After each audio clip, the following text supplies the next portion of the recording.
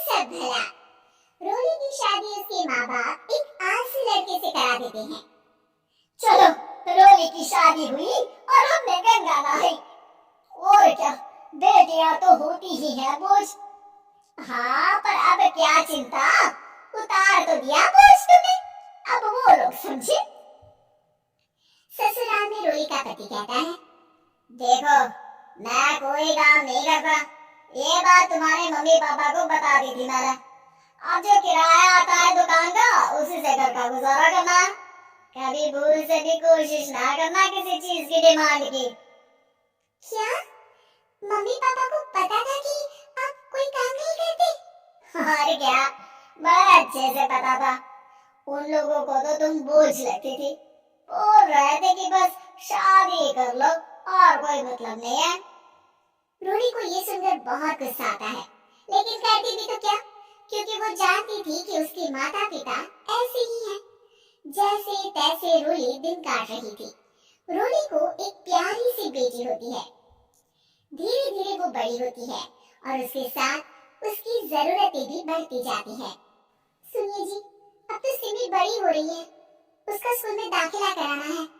मैंने अब तक तो जैसे तैसे समय काट लिया, लेकिन मैं बच्ची की परवरिश में कोई कमी नहीं रखूंगी। अरे क्या है यार, अब तो लगता है कोई ना कोई काम ढूंढना ही पड़ेगा। अब पति रोज काम की तलाश में जाता और बिना किसी काम के वापस आ जाता। रोली समझ जाती है कि पति के अंदर अब काम करने की क्षमता नहीं है। वो बेटी को उच्च शिक्षा देने के लिए कुछ करना चाहती थी, लेकिन करती तो क्या करती। एक दिन रोली की सहेली कहती है, रोली, मेरी कोई औलाद नहीं है। अगर तू मेरी औलाद को जन्म दे तो मैं तुझे तेरे मुंह मांगे पैसे दूंगी। अरे, तेरी औलाद को मैं कैसे जन्म दे सकती हूँ? सरोगेसी से बच्चा मेरा और वैभव का ही होगा, लेकिन कोख तेरी होगी। ये संभव है रोली? रोली कुछ सोच कर कहती है, मुझे मंजूर है, लेकिन मैं इसका 2 लाख रुपया लूंगी। अरे कोई बात नहीं, मुझे मंजूर है। रोली खुश हो जाती है कि एक बच्चा पैदा करने का उसे 2 लाख रुपया मिलेगा। वो घर आकर पति को बताती है, वो भी खुश हो जाता है। अब क्या था, डॉक्टर के पास जाकर सहेली का बच्चा रोली की कोख में पलने लगता है। मुझे 20,000 चाहिए मेरे बेटी के एडमिशन के लिए। हाँ हाँ ठीक है, मैं उसके एडमिशन से लेकर सारे खर्चे उसके अकाउंट में डाल रही हूँ। रोली की बेटी का एडमिशन हो जाता है। रोली को लगता है कि वो अब सब कुछ ठीक कर देगी। दिन और महीने आगे बढ़ते हैं। अब एक दिन, एक बात कहूँ जी, काश इस बच्चे को मैं रख पाती। मैं अब इससे काफी जुड़ गई हूँ। अरे यार, बता नहीं किसका बच्चा है, अपने पास है ना अपनी मुन्नी? हाँ, लेकिन अब मैं भी इस बच्चे से जुड़ाव फील करने लगी हूँ। लेकिन मैं ये जानती हूँ कि ये मेरा बच्चा नहीं है। दोनों की जिंदगी ठीक चल रही थी, लेकिन कहते ना कि सुख का पल ज्यादा लंबा नहीं होता। एक दिन रोली की सहेली का फोन आता है। रोली, मुझे अब ये बच्चा नहीं चाहिए, मैं अपने पति को छोड़ रही हूँ। अरे लेकिन मुझे पैसों की जरूरत है, बच्चा तुम्हारा है, मैं क्या करूँगी? सहेली बिना कुछ बोले फोन काट देती है, फोन स्विच ऑफ कर देती है। लेकिन रोली के जीवन का तूफान यही नहीं रुकता। रोली, मैं इतना भार नहीं उठा सकता। आज पढ़ाई का पैसा मांग रही हो, कल को शादी, कॉलेज और पता नहीं क्या क्या। मैं तुम्हें छोड़ रहा हूँ, अपनी बच्ची उठाओ और निकलो इस घर से। अरे पर मैं कर तो रही हूँ ना बच्ची के लिए काम, आप आराम से रहिए ना। क्या काम कर रही हो? देख रहा हूँ ना, ये छोटा शहर है, यहाँ लोगों को बात बनाते वक्त नहीं लगता। तो मैं क्या करूँ? ज्यादा पढ़ी लिखी नहीं हूँ, कैसे घर के खर्चे चलाऊं?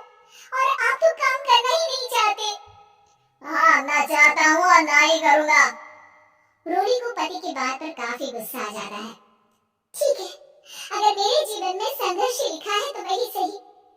इस वक्त पति होने के नाते आपको मेरा साथ देना चाहिए था, लेकिन नहीं, आपने तो इस हाल में मुझे घर से बाहर निकालने की बात कह डाली। देखो, ये सारी फालतू की बातों के लिए वक्त नहीं है मेरे पास। रोली, जिसकी कोख में किसी और का बच्चा था और साथ छोटी सी बेटी, पति का घर छोड़कर रास्ते पर आ जाती है। रोली के पास मायके के सिवा दूसरा कोई रास्ता नहीं होता। अरे रोली कैसी है? कितने दिनों के लिए आई है? हमेशा के लिए माँ।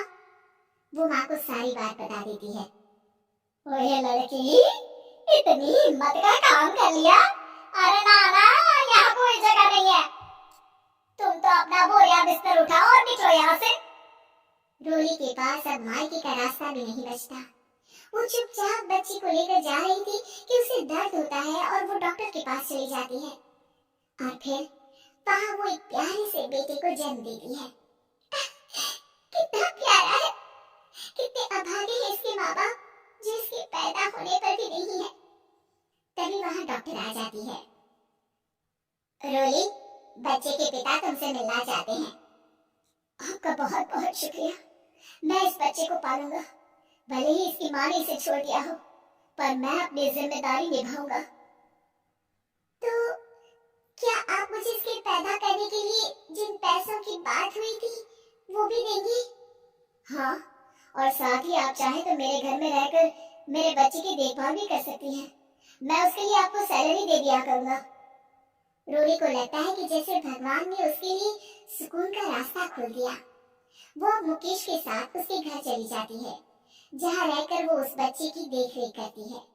अब मुकेश के घर को रोली अच्छे से संभाल लेती है। उसके लिए खाना बनाने से लेकर बच्चों की देखभाल और घर की देखरेख। धीरे धीरे मुकेश को रोली से प्यार हो जाता है। रोली, तुम्हारी बेटी और मेरा बेटा बिल्कुल भाई बहन की तरह साथ रहते हैं। हाँ, आखिर है तो एक ही कोख के बच्चे, अटैचमेंट तो होगा ही ना।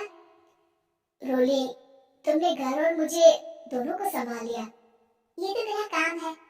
आपने भी तो मुझे छत दी जिससे मैं अपनी बेटी की पढ़ाई और भविष्य के लिए पैसे जोड़ सकूं। रोली, क्या तुम मुझसे शादी करोगी? मैं जानता हूँ तुम्हारी भी शादी कुछ खास अच्छी नहीं रही। रोली को मुकेश की बात ठीक लगती है। वो उसे हाँ बोलने की सोच ही रही होती है कि उसके पहले पति का फोन आ जाता है। रोली, मैं बहुत परेशान हूँ। मेरा एक्सीडेंट हो गया है। मैं चाहता हूँ तुम वापस आ जाओ। रोली को पुराने पति की चिंता होने लगती है। वो सोचती है कि वो क्या कर रही थी। हाँ ठीक है, मैं आ रही हूँ। हाँ रोली, आ जाओ, लेकिन बच्ची को कहीं हॉस्टल में छोड़कर आना, क्योंकि मैं नहीं चाहता कि हम लोगों के बीच फिर से वो सारी बातें हो। रोली को समझ आ जाता है कि पति आज भी सुधरा नहीं है। वो पति के पास जाने से इनकार कर मुकेश को हाँ कर देती है।